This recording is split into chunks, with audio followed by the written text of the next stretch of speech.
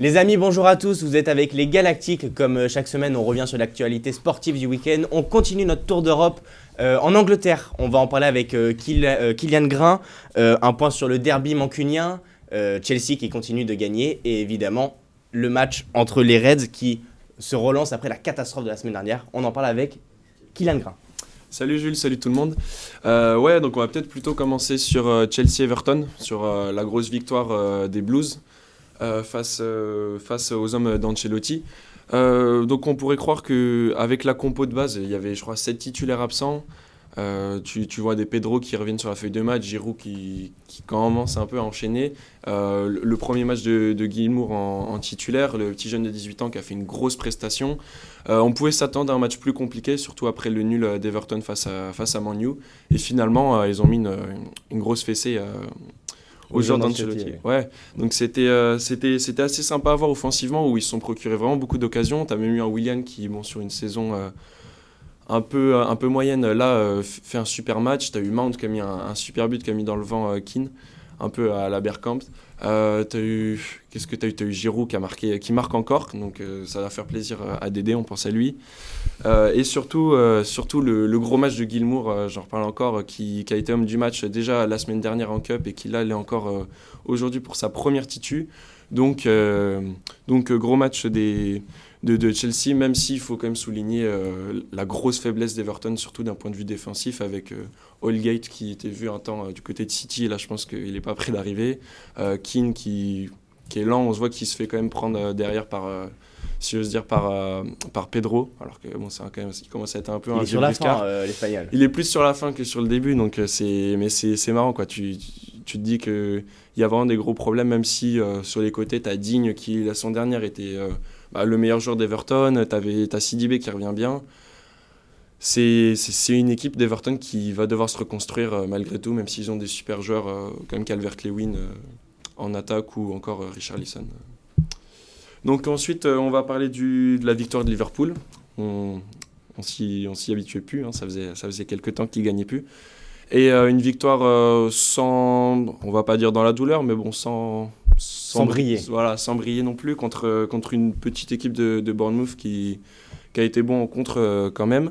On a un but de Mané qui se remet à marquer, et Salah qui continue de marquer. Lui, c'est assez impressionnant. Je crois qu'on est sur 70 buts en 100 matchs en PL, c'est plus que Fernando Torres ou encore Suarez, qui sont les deux meilleurs attaquants sur ces 10-15 ans, quoi, à Liverpool. Il est actuellement à 16 buts en 26 matchs, l'Égyptien. Ouais, voilà, on en parlait déjà la semaine dernière, ou même ces dernières semaines, de l'inefficacité certaine de l'attaque de Liverpool, mais finalement, quand on voit les chiffres, c'est pas vrai, quoi.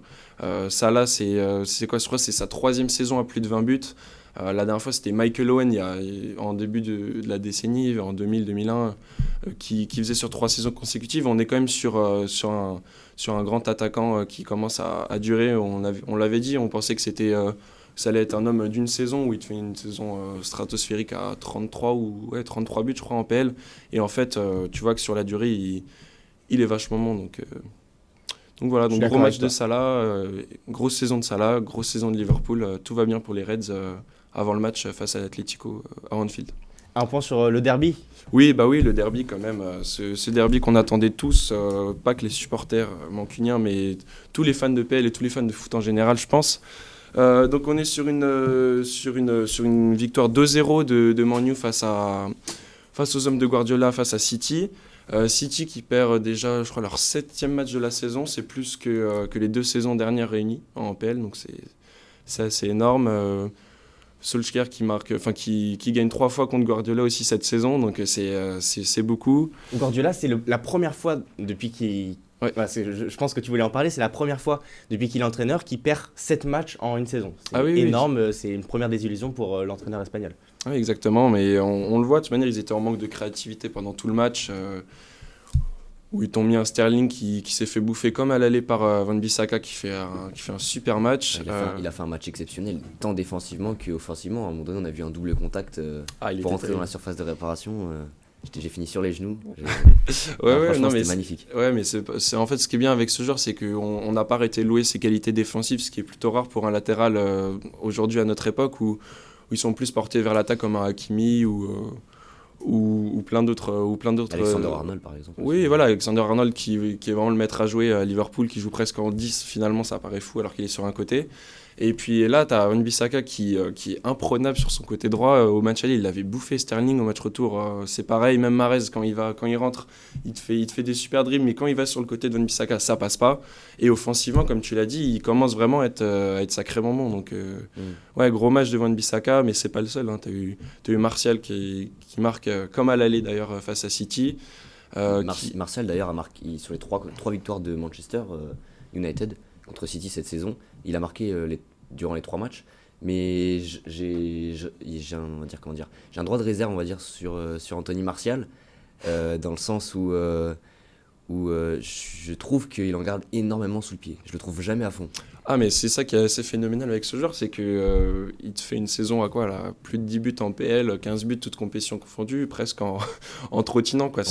En ayant été blessé une partie de la saison, Ouais. quand il joue, tu sens qu'il y a quelque chose, mais tu sens qu'il est pas à fond. Tu sens que dans ses passes, évidemment, c'est toujours très intelligent. Ah, bah, il te fait jamais 90 minutes complètes. Là, tu regardes sur la première mi-temps, il te fait un superbe contrôle. Ensuite, poitrine, il enchaîne. Heureusement qu'Otamendi était là. Alors, c'est la seule fois où il était bon dans le match, Et puis, Otamendi. il pouvait donner le ballon rentré, je crois, si tu parles de cette action-là. Ensuite, il croque.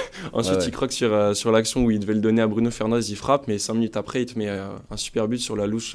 Encore. De Bah, Bruno on Fernandes. enchaîne juste, excuse-moi Florence, Ouais. je te coupe, on enchaîne du coup sur le débat du jour sur est-ce qu'il a une carte à jouer Anthony Martial pour l'Euro 2020 qui arrive. Ouais, bah, vu la saison qu'il fait, la blessure de Rashford, c'est lui qui prend vraiment le jeu d'attaque à United. Il continue de marquer. Il fait sa plus belle saison depuis qu'il est arrivé à Manchester. Sa plus belle avant, c'était La celle plus où il régulière, était on va arrivé. dire que c'est la plus régulière. C'est Il la est plus capable régulière. de beaucoup mieux, je pense. Vraiment. Il est capable de beaucoup mieux, mais c'est déjà là il a vraiment pris l'ascendant sur bon, les autres attaquants. En même temps, il y en a plus beaucoup à United, mais il prend vraiment son rôle de leader offensif. Et sincèrement, moi je pense qu'il a une carte à jouer parce que pour l'Euro, Il y a eu la blessure de Dembélé. Oui. Coman s'est blessé, c'était pas grave, il va revenir petit à petit. Mais avec Coman, c'est pas gagné Coman, hein, parce qu'on le connaît malheureusement. c'est pas gagné. Il te fait 2 matchs et ensuite il est blessé un mois. Quoi. Il peut retomber très rapidement. Donc ouais, il y a une petite carte à jouer. Maintenant, je pense que Didier Deschamps sait qu'il en a beaucoup sous le pied, Anthony Martial. Et donc je lui conseille même s'il fait une très belle saison, d'être le plus souvent possible à 100% et de montrer que voilà, il a le niveau. Alors il l'a dit qu'il aimerait être à l'Euro. Bien évidemment, n'importe quel joueur aimerait faire l'Euro. Mais voilà, j'attends vraiment qu'il soit à 100% tout le temps, qu'il enlève cette pédale qu'il a sous le pied.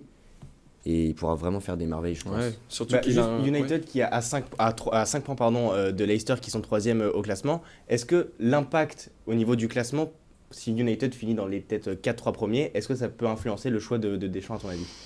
Franchement, je pense pas. Je pense que Deschamps, il se fie plus sur le joueur et sa forme du moment. S'il continue d'enchaîner les matchs, il l'avait dit pour Giroud. S'il continue à être sur le banc, il le prendra pas. Il l'a dit. À l'image de Giroud, là, il recommence à jouer et je pense qu'il aura sa place. C'est plus sur les performances des joueurs en fait que sur finalement la performance d'une équipe où on se doute qu'United, ils vont pas faire des folies et pourtant Martial avait été déjà sélectionné les années précédentes. Après, ça dépend où est-ce qu'il voudrait le faire jouer. Est-ce que c'est plutôt en tant que remplaçant d'un Giroud ou d'un Ben Yedder, si Ben Yedder est là? Je pense Est-ce que pas, c'est plutôt sur un côté? Je pense que ça côté serait gauche sur un côté parce que devant, t'as embouteillage, hein, t'as Giroud, Mbappé et Ben Mbappé, Yedder. Mbappé jouera, je pense pas, l'Euro, en tout cas, il jouera pas. Oui, tu en penses neuf. qu'il jouera à Non, droite, il ouais. jouera sur un côté, c'est certain. Ça dépend de comment Giroud va être pour l'Euro. Quoi. Giroud sera à l'Euro, je pense. Enfin, il Ouais, rejoue, oui, il oui. remarque. Deschamps, on sait qu'il adore Olivier Giroud, donc je vois pas pourquoi est-ce qu'il ne serait pas là. Ouais, non, ça serait plus sa place à gauche, mais surtout qu'à gauche, comme on l'a dit, il y a énormément de blessés sur les ailes. Il y a vraiment une place à jouer. Oui, à ce parce que poste-là. c'était Matuidi ces dernières années, mais Matuidi, c'est pas un ailier de formation, Voilà, il a pas du tout le même rôle. C'était pour dépanner un petit peu. Vraiment. Voilà, Martial, c'est plus percussion, espace, et c'est vrai qu'on n'a pas beaucoup de ce joueurs-là dans ce profil. Quoi. S'il y a un joueur qui devrait jouer à gauche au vu de sa saison, c'est Dimitri Payet. Voilà, c'est ça. Je pense que ça va jouer entre Payet, Martial, peut-être Ikoné aussi qui fait une belle saison. Ouais, Thomas Lemar également. Alors il fait pas une excellente saison, Thomas Non, Lemar. Thomas Lemar, je pense sincèrement pas qu'il sera sélectionné Mais vu, voilà. vu la saison qu'il Nabil fait, c'est Fekir, compliqué. voilà, tous ces joueurs-là, Ils sont en lice, c'est vrai. ils sont en liste et Didier Deschamps choisira un ou deux, un pour être titulaire, l'autre pour être remplaçant et puis après on verra pour les réservistes. Donc il a sa carte à jouer. Après, pas sûr qu'il soit dans les deux prix, je pense, à ce poste-là. Non, il faut l'Euro. qu'il confirme sur la fin de saison, qu'il continue à être régulier et qu'il marque sa petite quinzaine de buts en PL et je pense qu'il aura sa carte à jouer. United qui jouera contre le club autrichien de Lask en Ligue Europa. Est-ce que tu vois peut-être United aller au bout de la compétition? On sait que bon, il y a quelques équipes comme l'Inter aussi qui sont présentes. T'en penses quoi? Est-ce que la Ligue Europa c'est forcément quelque chose de bien pour United? Ah, forcément, oui, on peut pas. Il faut voir surtout sur les places européennes parce qu'en fait, finalement, si City est privé de Ligue des Champions ces 2 prochaines saisons, c'est la 5e place qui sera qualificative pour la Ligue des Champions. Manchester, là, on est derrière Chelsea encore. Ça paraît pas évident d'accrocher la Champions League, la qualif. Donc finalement, l'Europa serait peut-être la meilleure des façons d'y arriver. Donc je pense qu'ils vont la jouer à fond. Tu as des Greenwood qui vont prendre du temps de jeu sur ces compétitions, qui vont vouloir se révéler. Il va falloir voir, surtout sur la fin de saison, parce qu'elle est encore longue et il va falloir voir comment tout ça va tourner. Le retour de Rashford, le retour de Pogba aussi au milieu où ça va être... Pogba devrait revenir dans...